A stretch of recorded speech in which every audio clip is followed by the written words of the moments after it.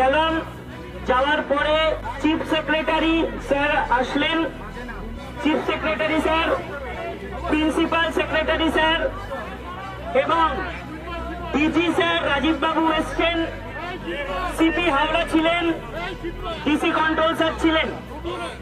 আচ্ছা রবিউল এসো, চলে এসো। এবং আমরা সকলে মিলে আমাদের দাবিগুলো তুলে ধরেছিলাম।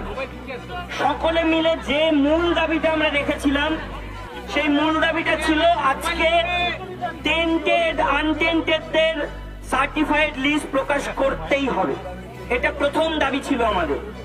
এবং দ্বিতীয়ত আমরা সকলে মিলে দাবি রেখেছিলাম যে ওএমআর যেগুলো হাইকোর্টের ডিভিশন বেঞ্চ বলেছিল পাবলিশ করতে, সেগুলো যেন পাবলিশ করা হয়, তার ভিত্তিতে রিপ্যানেলের দাবি আমরা রেখেছি। এবং তৃতীয়ত একদম অকপটে আমরা এরকম ভাবেই বলেছি যে যে রাজ্য সরকারের দুর্নীতির জন্য আজকে আমাদের চাকরি গেছে, সেই রাজ্য সরকারকেই যে কোনো মূল্যে আমাদেরকে পুনর্বহাল করাতে হবে এবং সেটা রিভিউয়ের মাধ্যমে। এই তিনটে মূল দাবি আজকে আমাদের ছিল। আমাদের জন্য দুর্ভাগ্যের বিষয় যে আমরা আজকে 1.5 বছর ধরে রাস্তায় পড়ে আছি। আমরা অন্যের দোষে আজকে সাজাপ্রাপ্ত, অন্যের দুর্নীতির দায়ে আজকে সাজাপ্রাপ্ত। সেখানে দাঁড়িয়ে চিফ সেক্রেটারি স্যার মাত্র 10 মিনিট ছিলেন এবং 10 মিনিট পরে উনি উঠে চলে যান। এটা সত্যি লজ্জার বিষয় আমাদের কাছে যে আমরা বারবার অনুরোধ করছি, স্যার আপনি চলে যাবেন না, আমরা মর্মাহত এতদিন ধরে এখানে যন্ত্রণায় ভুগছি, আর আপনি 10 মিনিট পরে চলে যাচ্ছেন, আমরা কথাগুলো বলতেও পারবো না। সেখানে প্রিন্সিপাল সেক্রেটারি পড়ে এবং ডিজি স্যার আমাদের সঙ্গে কথা বলেন।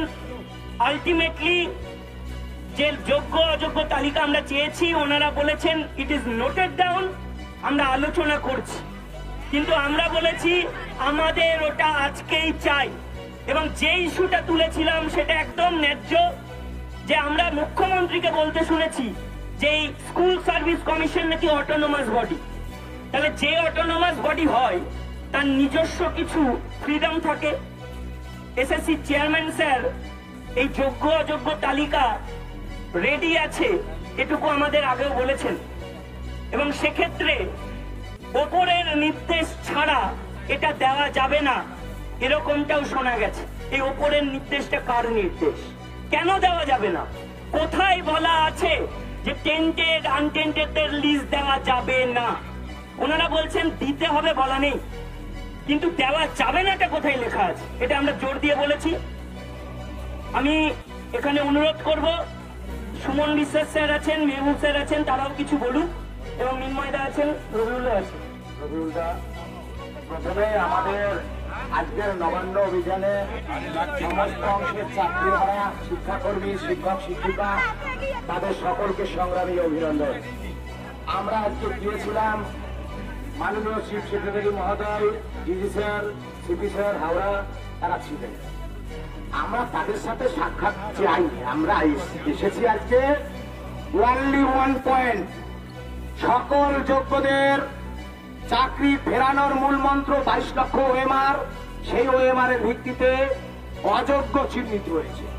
সেই ওএমআর এর ভিত্তিতে সরকার, হাইকোর্টে চিন্ময় বাবু বলছিলেন, হাইকোর্টের ডিভিশন বেঞ্চ বলেছে all OMR must be publish public domain. হাইকোর্টের রায় মানছে না। আজকে সেই ওএমআর এর ভিত্তিতে যোগ্য তালিকা সরকারের কাছে তৈরি আছে। রাজ্য সরকার, মমতা বন্দ্যোপাধ্যায় আমাদের মুখ্যমন্ত্রী, তিনি আমাদের প্রিয় মুখ্যমন্ত্রী, তিনি যদি মনে করেন তার ওই চেয়ারটা খুব ভালো লাগে, তাহলে সেটা ভালো লাগুক। আজকে রাতের মধ্যে 12টা হোক, 10:30টা হোক, এসএসসির, যেটাকে অটোনমাস বডি বলছে, এসএসসি অটোনমাস বডি, কিন্তু পেছন থেকে চালায় রাজ্যের মুখ্যমন্ত্রী। কেন দেখেননি নোটিফিকেশনের বিষয়? নবান্ন থেকে প্রেস কনফারেন্স করে বলেছিল। আমাদের বক্তব্য হচ্ছে আজকের রাত 12টার মধ্যে untainted teacher and non teaching staff, তাদের তালিকা প্রকাশ করতে হবে। আর অন্যথায় যারা নেতৃত্ব আছে, আমাদের চিন্ময় বাবু, মেহবুবদা, মিনময়দা, রবিউল, কৃষ্ণকুমার, আরো সুমিতা সরকার সহ আরো যারা আছেন শিক্ষাকর্মীরা, সকলকে নমস্কার। আমরা একযোগে এক হয়ে আজকে লড়ছি। যোগ্য তালিকা দিন, আমাদেরও কলঙ্কের হাত থেকে মুক্তি দিন, যোগ্যদের চাকরি ফেরত দিন। কোনো টালবাহানা, কোনো অজুহাত, কোনো শক্তির কাছে, কোনো রাজনৈতিক শক্তির কাছে আমরা অন্তত মাথা নত করব না। এটা আমাদের বক্তব্য। 22 লক্ষ ওয়েমার প্রকাশ, ওয়েমারের ভিত্তিতে যোগ্য তালিকা দিন। আর মাঝখানে ডান দিকে বাদিকে কোনো সেন্টেন্স নেই। পরীক্ষা 10 বছর পর মানছি না, মানবো না, একটা লাইনও বলবো না পরীক্ষা নিয়ে। এইটুকু বলার, মাননীয় মুখ্যমন্ত্রী আমাদের যোগ্য তালিকা দিন।